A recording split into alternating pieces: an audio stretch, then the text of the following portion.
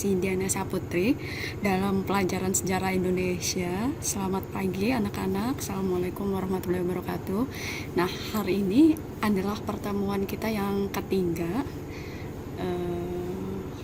Saya sangat mengapresiasi untuk kelas 11 IPA ya, karena semuanya masuk ke portal Dik di jam yang sesuai dengan jadwal dan semuanya mengumpulkan tugas. Terutama yang saya apresiasi adalah 11 IPA 1 yang luar biasa, semuanya lengkap ya, tidak ada yang tertinggal di tugas-tugas sejarah Indonesia. Jadi perlu anak-anak ketahui bahwa di setiap tugas sejarah Indonesia itu ada dua macam. Yang pertama adalah tugas yang harus dikumpulkan di hari itu juga. Kedua adalah tugas project. Nah, tugas project ini yang boleh dikumpulkan mungkin 2 sampai 3 atau 4 kali pertemuan baru dikumpulkan. Nah, itu belum kita susun ya. Sekarang hanya tugas-tugas harian aja gitu. Nah, anak-anak bisa lihat ya, background saya lebih berbeda hari ini karena saya ada di perpustakaan SMA Negeri 4 Balikpapan. Luar biasa, di sini koleksi bukunya lumayan juga. Jadi kalau nanti sudah new normal, sudah boleh masuk ke sekolah, bisa sering-sering ke perpustakaan karena buku adalah jendela dunia. Kita lanjut.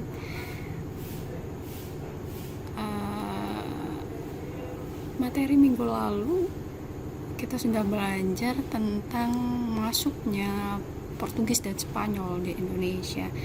Nah, selanjutnya kita akan belajar tentang negara yang dikatakan 350 tahun menjajah Indonesia. Siapa dia? Ya, betul sekali, Belanda. Banyak sekali tulisan-tulisan yang ada di Google ya, yang mengatakan bahwa, atau di beberapa literatur yang mengatakan bahwa Indonesia itu dijajah Belanda 350 tahun, 3,5 abad. Nah, betul nggak sih sebenarnya? Nah, kalau kita lihat di sini sebagai persepsi ya, anak-anak bisa lihat ini adalah peta dunia.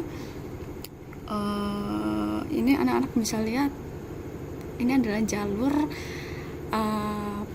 pelayaran yang dilakukan Belanda untuk pertama kali dari Eropa, Belanda ya, kemudian ke Tanjung Verde di Afrika, kemudian baru masuk ke Indonesia. Itu. Dan apakah benar 350 tahun Belanda menjajah Indonesia? Nah, kita masuk ke KD 3.1, masuk dan berkembangnya Belanda ke Indonesia. Kenapa Belanda dipisahkan dari Portugis dan Spanyol? Karena Belanda ini lebih rumit dan lebih lama berada di Indonesia, sehingga saya sengaja memisahkan KD tentang Belanda ini dengan negara Portugis dan Spanyol. Tujuan pembelajaran kita adalah menjelaskan proses kedatangan Belanda ke Indonesia. Kemudian yang kedua adalah mengidentifikasi perkembangan penjajahan Belanda di Indonesia.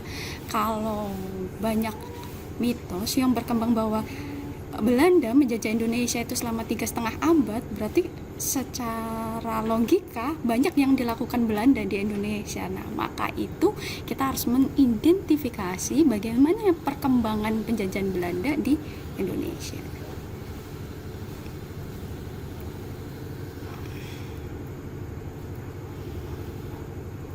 Nah,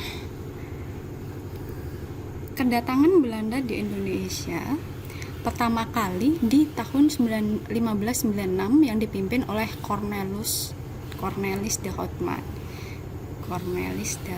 Pertama kali Belanda. Nah, ini ya, Cornelis de Houtman yang pertama kali memimpin pelayaran Belanda ke Indonesia. Kemudian tiba di Banten pada waktu itu merupakan pelabuhan yang termasuk jalur perdagangan internasional setelah Malaka ya. Jadi sudah lumayan ramai di Banten.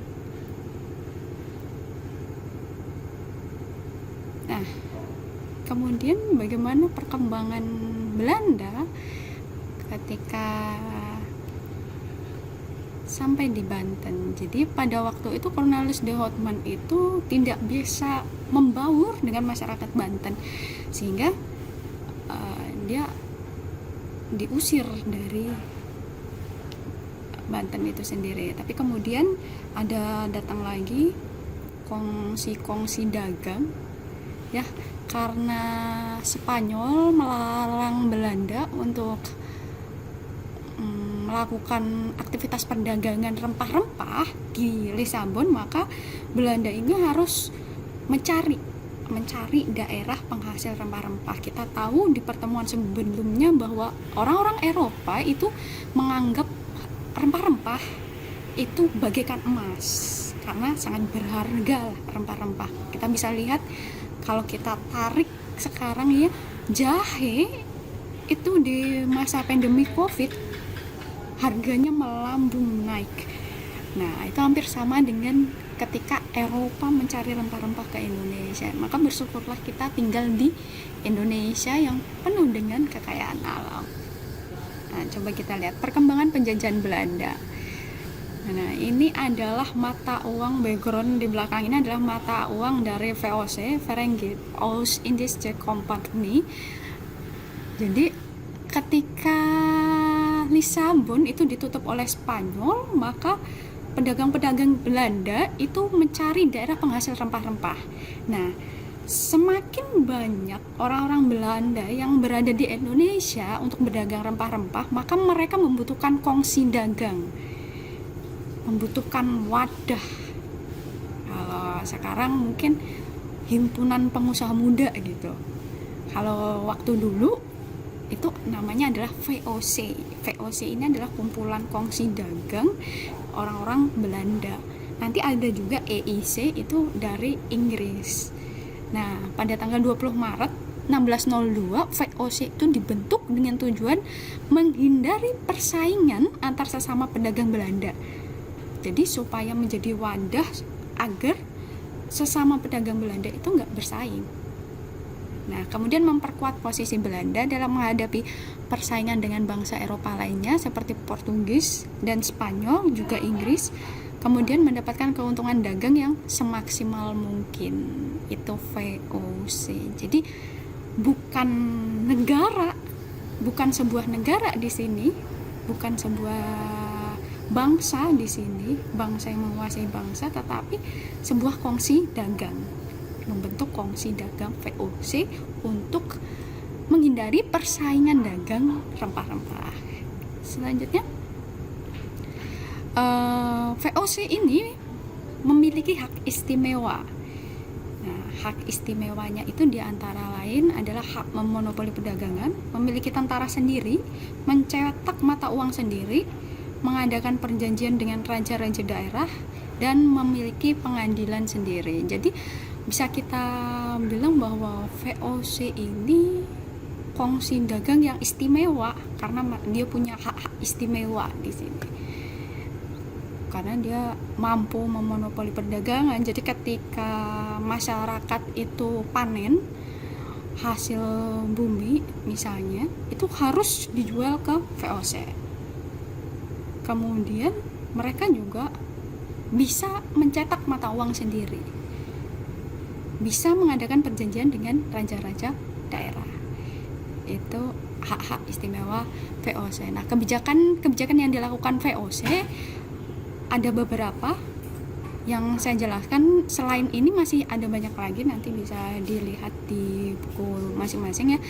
Yang pertama ya pelayaran Hongi, yaitu misi pelayaran Belanda untuk mengawasi dan menangkap para pedagang pribumi yang berusaha menjual rempah-rempah kepada para pedagang asing lain selain Belanda. Nah, karena Belanda ini melakukan monopoli dagang, sehingga hasil panen yang dibeli Belanda itu dengan harga yang sangat murah.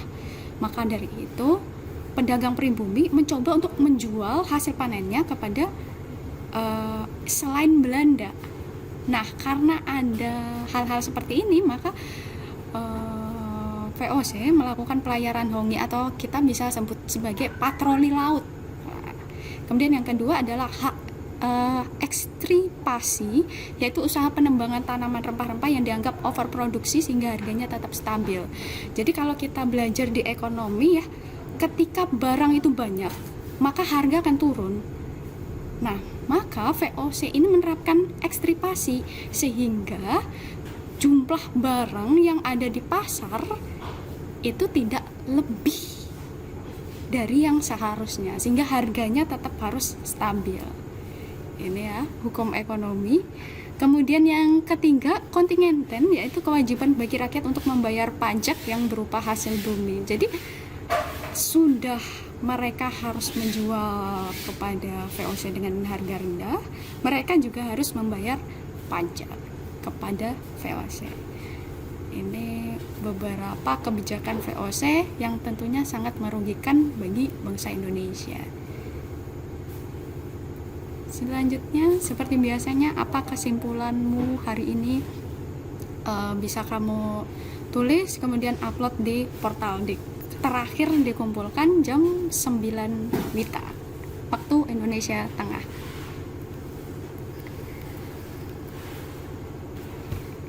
Refleksi hari ini adalah aku akan belajar untuk mempersiapkan diri dan suatu hari peluangku akan datang. Jadi jangan pernah sia-siakan waktu, karena masa depan kita dimulai dari hari ini. Dari Abraham Lincoln, Presiden Amerika Serikat. Jangan lupa untuk like dan subscribe YouTube saya. Channel YouTube saya ada di sini, dan video ini juga bisa diakses di YouTube saya. Terima kasih. Selamat pagi, tetap semangat meskipun belajar di rumah, tetap jaga kesehatan, jangan lupa cuci tangan dengan sabun. Assalamualaikum warahmatullahi wabarakatuh.